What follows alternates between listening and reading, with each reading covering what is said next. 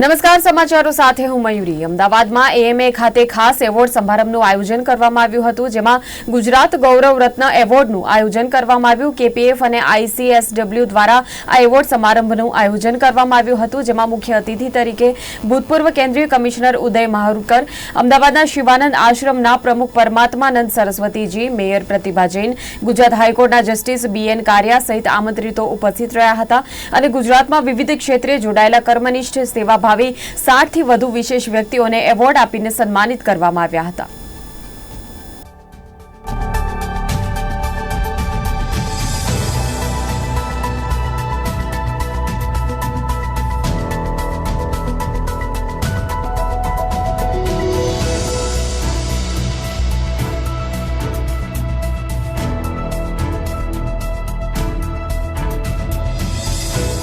गुजरात गौरव रत्न award कार्यक्रम Indian council of social welfare, knowledge plus foundations અને NRI parent એસોસિએશન્સના સંયુક્ત ઉપક્રમે અમેરિકાના ઉપક્રમે થઈ ગયું।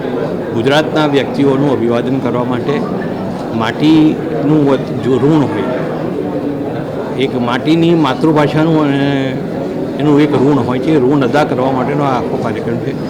એમાં ગુજરાતની જે ટેલેન્ટ હોય, જે અદ્ભુત ટેલેન્ટ હોય, ટેલેન્ટને અમે એપ્રિશિએટ કરીએ છીએ, મોટિવેટ કરીએ છીએ, ઇન્સ્પાયર કરીએ છીએ, એના માટેનો કાર્યક્રમ હોય છે। લાઈફ એટ 108 નામની બુકનું રિલીઝ થઈ રહ્યું છે। ચાઇલ્ડ એડોપ્શન્સમાં, પેરેન્ટ એડોપ્શન્સમાં અમે ખૂબ કામ કરી રહ્યા છીએ। 42 જેટલા બાળકોને વિદેશમાં આપ્યા છે અને 600થી વધારે બાળકોને અમે અહીંયા ઇન્ડિયામાં આપ્યા છે।